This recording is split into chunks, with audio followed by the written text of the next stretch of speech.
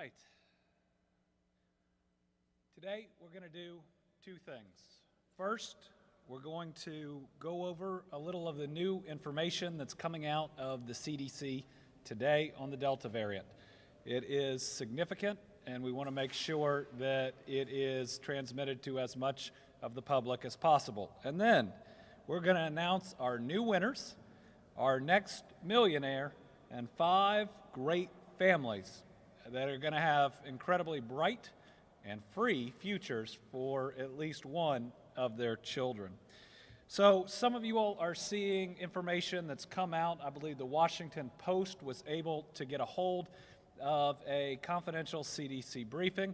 They have published it. I want to make sure we talk about a couple of those points. Can you put the cover page up?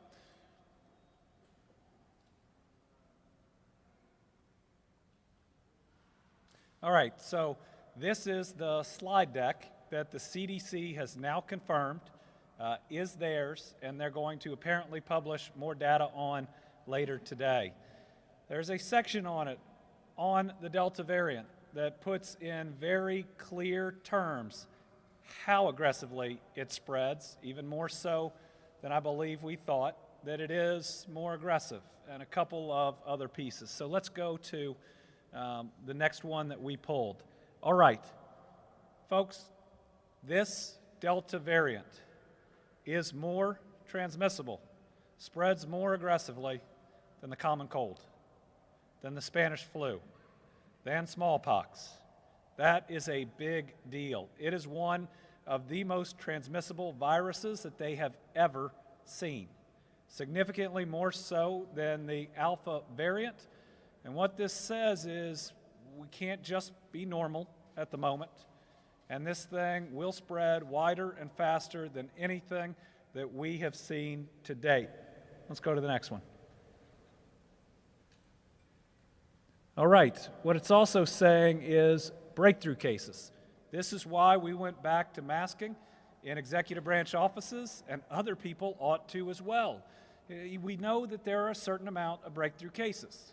And there's more with the Delta variant than there have been with any strain thus far. Yes, you are much less likely to contract COVID if you get the vaccine. And if you get the vaccine, it is very unlikely that you're going to get seriously hurt or die from COVID. But what we now know is that the breakthrough cases of the Delta variant have such a high viral load, you may be able to spread it as easily as someone who is not vaccinated. In other words, you might be safe, but you might end up harming somebody else because we're not wearing that mask or we're not following the rules. Let's go to the next one. So it spreads faster. If you have a breakthrough case and you're vaccinated, you can spread it. And then it appears to cause more severe disease. We talked about this before. So it's more likely you can get it, it's more likely you could spread it, and it's more likely that it's going to hurt you. And here's the summary that they give in this slide deck. What it should tell everybody is this thing ain't playing around. It's probably the toughest foe we faced. And we should be in a lot better position to take it on because we have vaccines. And if everybody was vaccinated, this thing, it wouldn't be a problem. It wouldn't be a problem. But we are not all vaccinated, and it is most certainly a major problem and challenge that could take the lives of many Kentuckians. And so I hate that we have had to pull these masks back out, and I don't think that we're going to have to wear them for very long. But none of us want to cause harm to somebody else. And we got to understand that the guidance didn't change. The virus changed. So again, we are strong enough. We can do this. But let's make sure the final chapter of our battle against COVID continues to read that we did what it took to take care of one another. And with this new information, I'm calling on school districts that have thus far said that they are not going to require masking to reconsider, because they will fail. And it'll be the students that lose out on in-person learning that they would otherwise be in, and it's unprotected parents and grandparents that may pay a bigger price. News just broke. There aren't many schools that have gone back, but there's at least one system in Georgia. More than 100 students are already quarantined in the first week of school. Just think about what we had to do to fight COVID the last time. And now it's spreading faster, it's more transmissible. Everybody needs to do the right thing. An entire classroom of unvaccinated students don't stand a chance of getting the days of in-person learning that they deserve. So folks, the information is getting clear. You need to do two things. Number one, get vaccinated. And vaccinations are ticking up. First time that we have seen it in a while. Between yesterday and today, almost 6,000 new vaccinations. Normally that's about 1,800 to 2,200. So that is a really good sign. But if we're truly going to put our kids first and our people first and our lives first, it means that now there are times we need to be wearing masks too. And that's anywhere inside in a county or area that is high or substantial transmission. And right now that's just about all of Kentucky. Delta variant is more serious, but we know so much more. So again, vaccines plus masks equals the win. Let's make sure we do it. All right, with that, we're going to celebrate folks that have done it right, that are out there setting a great example. And because of that great example, because of doing what's right, because of living for one another, they've won something for themselves and their families. We are here today to announce the second round of winners in our Shot at $1 Million sweepstakes. Now, when you're governor, you get to do a lot of interesting things. And I've been able to do a whole lot of those with this pandemic, but I didn't know I'd be able to make 3 new millionaires in Kentucky and ensure a higher education for a bright young Kentuckian. This is something I've looked forward to since the last round. At the beginning of the month, I got to present Patricia Short and her husband, who live in the Lexington area, with a $1 million check, and the families from Louisville, E-Town, Princeton, Mount Sterling, and Crestwood learned one of their children would receive a free ride scholarship to fund their post-secondary education. Today, in just a moment, from right now, we're going to hear from this month's winners.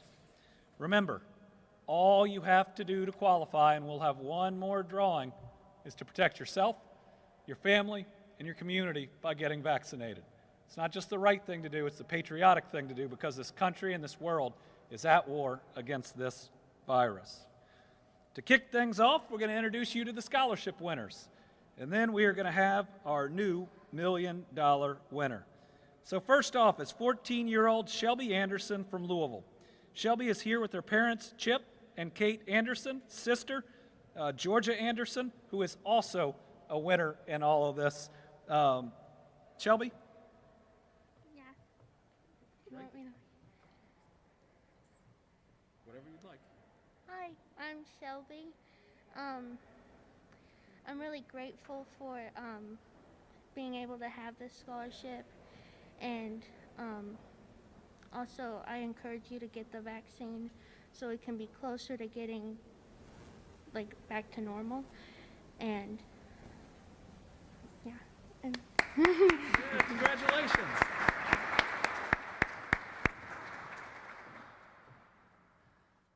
Thank you, Shelby. And congratulations again. We're very proud of you. Next, we have 15-year-old Isabella Brozak from Crestwood.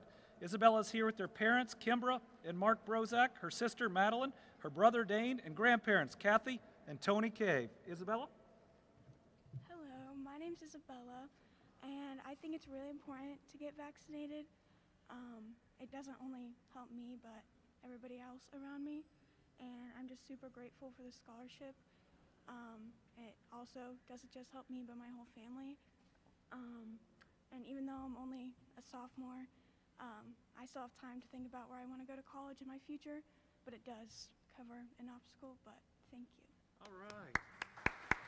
Good work, Isabella.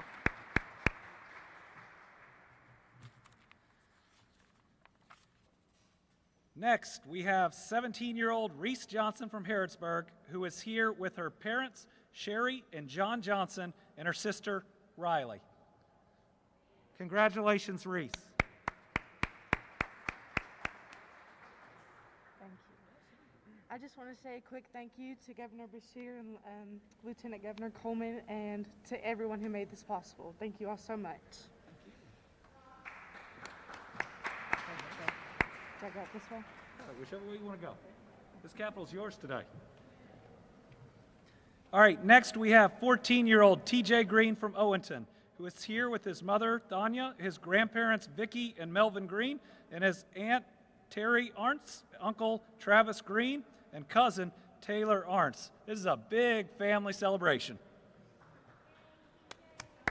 Yay, TJ. I just want to say thank you and everybody get vaccinated. All right. Thank you. TJ, that might have been the most direct speech that we have had in this rotunda. Nice job. Thank you, and everybody get vaccinated. Pretty good, huh? And it's okay, it's actually right that it is that simple. And finally, we have 14-year-old Julian Sandberg from Fort Mitchell, who's here with his parents, Maria Sanders and Cal Steinberg, and his grandparents, Shirley and Robert Sanders.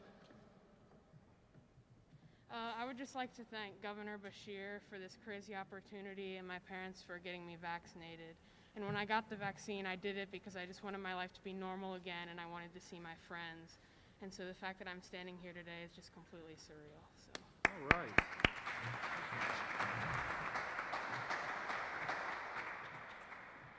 Man, Julian tried to take off with the check too, but just the higher education. I want to congratulate all of our scholarship winners, folks from all different parts of Kentucky, from all different backgrounds, but just making the right decision. All right, now for today's big announcement. Last night, we were able to initially congratulate our new winners of $1 million. We want to show you a little bit of how that went.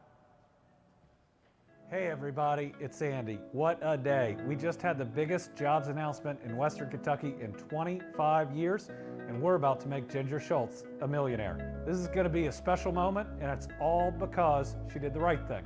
She got vaccinated. She wanted to protect people around her. Ginger, we appreciate you. Let's go. Am I in the right place? Oh my goodness. I cannot thank all of y'all enough for getting vaccinated, for getting out there, doing the right thing, for making sure that you provide a great example to other Kentuckians. And to have 5 finalists here, except 4 of y'all are fake. Ginger, I want to congratulate you in being our newest winner of $1 million. Congratulations. Thank you. Oh my gosh. Just shock. You think you're kind of preparing yourself that your name will be called, but I mean, I've never experienced anything like this, so it's shocking. You just don't really think you're going to win. He had bought a couple lottery tickets and they were sitting on the kitchen counter, and I thought, well, I have a shot at $1 million. I mean, what are the odds? But it can happen. You just don't know. Just get vaccinated, Why take a chance of getting very sick and possibly die, or passing it on to somebody else?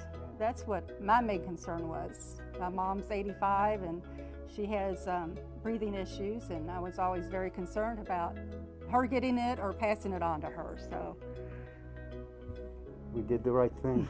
We did the right thing. All right, ladies and gentlemen, a responsible Kentucky citizen and Kentucky's newest millionaire, Ginger Schultz.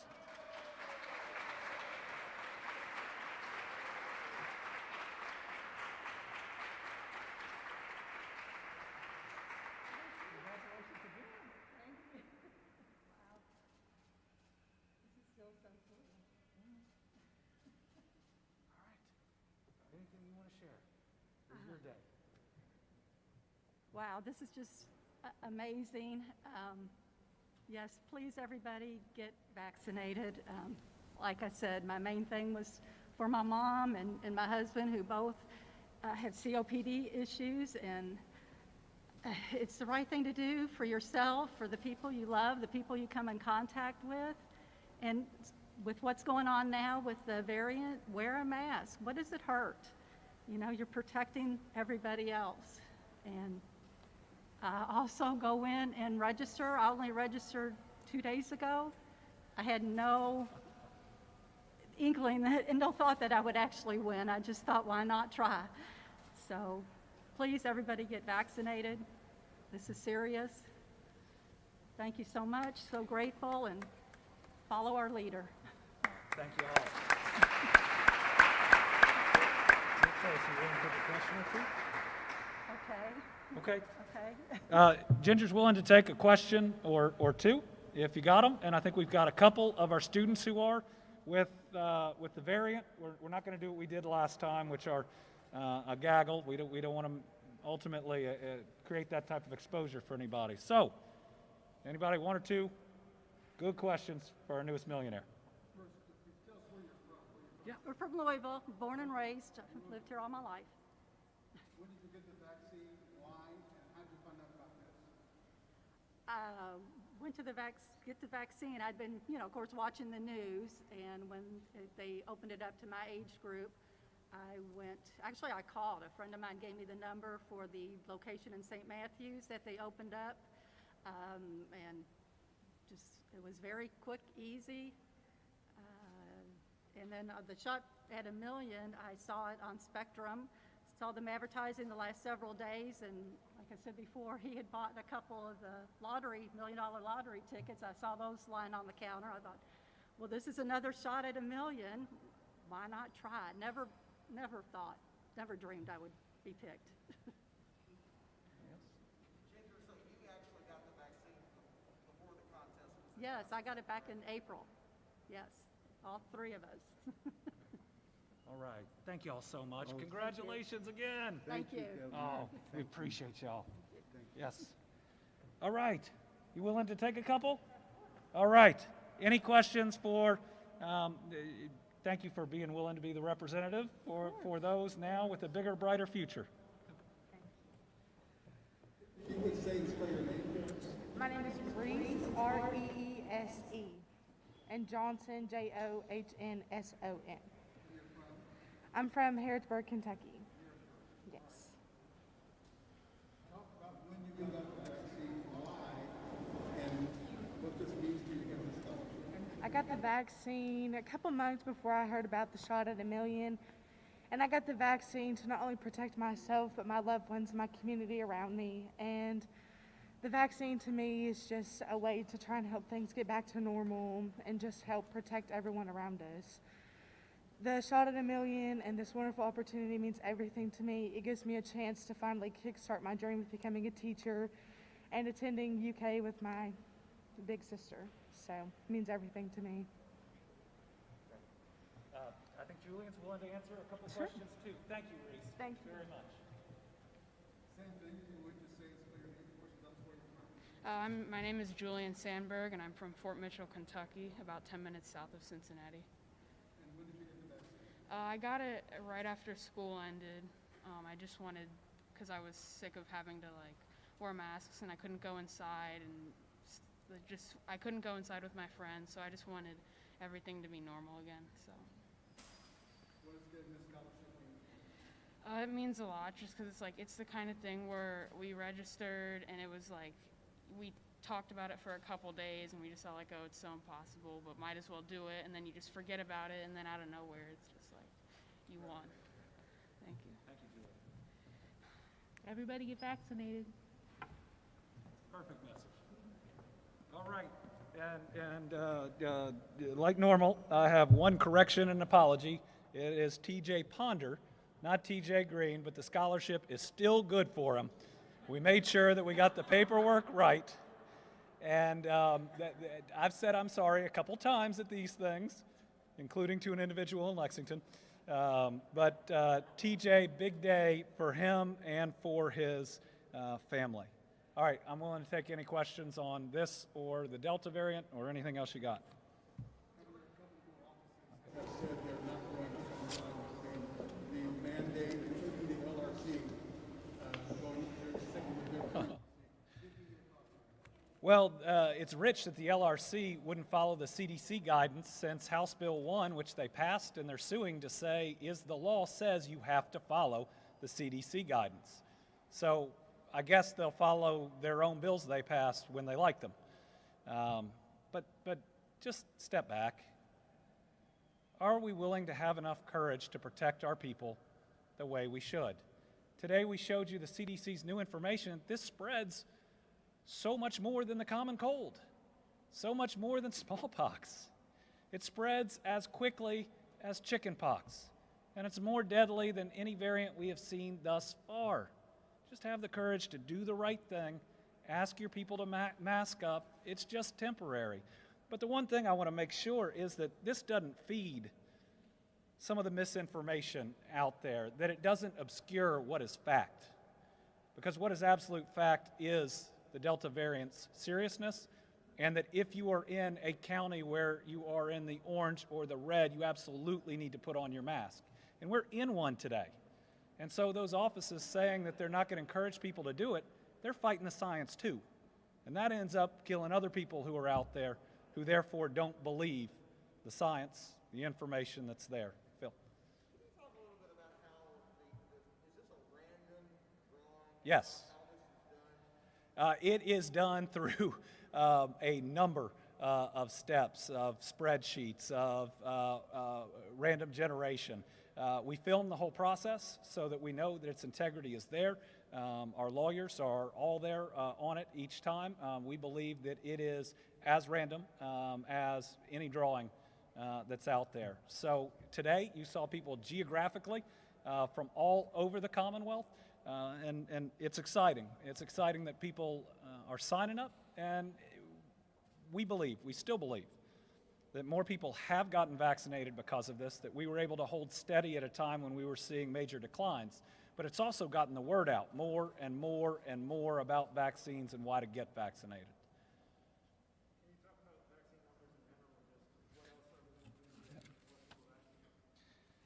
So vaccine numbers in general are ticking up for the first time in a long time. Again, we have, other than kind of at the beginning of the week, or we'll see all the numbers from the weekend come in, and those have been getting bigger. They were about 12,000. They've been 17, 19,000. I don't remember a day in the middle of the week where we've had 5,900 in a while. So we are seeing them go up. I think it's a mixture. It's a mixture of people who are rightfully concerned, or even afraid of the Delta variant. It's okay to be afraid of the Delta variant, but we have the tools to protect you in the Delta variant, and you don't have to live scared if you get vaccinated and where you need to wear a mask. If we do all that, we don't stop our economic progress. But if we don't do it, I mean, a whole classroom of unvaccinated kids that are quarantined are a whole group of parents that aren't going to work for a week or 2 weeks. That stymies where we're going as a Commonwealth. We're willing to look at anything. And we're going to have to look very carefully as we move forward as this spreads at other state-run facilities and what we're doing. What I'm trying to do right now is lead by example. It's not popular to tell your 30,000 employees, or slightly under that they're going to have to wear a mask again. But guess what? Ford Motor Company did just a couple days after. I'd like to think they have more sophisticated advice than some offices here that are not doing it. But remember, the people doing it are ones that have access to the scientists, to all the public health experts. There aren't any of those out there saying that you shouldn't be doing the right things right now. People $100 as an incentive to get the shot. Is that something that you're considering? We will consider anything. There are some logistical issues with that one, and some potential funding issues with that one. Now, the MCOs can and should be looking at that and other incentives to get their population vaccinated. But I'm willing to try whatever has proven that it'll work. Yeah, Tom, and then Lauren. If you're fully vaccinated, you're going to wear a mask. Is there a lesson in quarantine requirement? You are exposed to some of these So if you are vaccinated and you have been exposed to someone who is positive and you are not showing any symptoms, you don't need to quarantine. But what I would say is go out and get a test. You know, just put on your mask. I hope you have it on the inside anyways. And then get a test to make sure you're not spreading it to anybody else. Because the great news, if you've been exposed and you're vaccinated, is the percentages tell you you're going to be just fine. You might not even feel it. The tougher news now with the Delta variant is you might be spreading it, and we want to make sure that's not happening. Lauren? You announced, Governor, that on Wednesday, I think it was 1,500 new cases, a positivity rate of 8.5%. Just personally, how disappointing is this? It seemed like we had really righted the ship and things were going in a great direction. People are getting on planes again, they're traveling, family vacations. Kids were all set to go back to school, and now this major regress. How disappointing when your office has tried everything to get us on that right path. Yeah, this surge in cases, this new Delta variant, it's frustrating. It's more than disappointing. And it's not just me that feels it, it's everybody. I mean, especially everybody out there who's done everything right. Got the vaccine when they could, probably waited longer than they wanted to get that vaccine, has worn masks. It's frustrating. But the war's not over until it's over. And people's lives are still on the line, and we are tough enough, and we are strong enough to do this. We have written our history in fighting this pandemic better than just about any other state and surpassing everyone's expectations for what we could do right here in Kentucky. I believe that's a huge reason, and so does Moody's and Fitch's, that we're seeing people look at Kentucky in new ways and invest in Kentucky. But our work is not done, and our battle is not done. And a worldwide health pandemic doesn't let us get to decide when it's over. It's going to decide when it's over. We're going to do what it takes. Now, here's the good news. When this first hit in March, we didn't have the tools we have now. So if we want to live our normal lives, all it takes at the moment is vaccines and masks. And we can do everything that we want with vaccines and masks. Yeah, Sarah.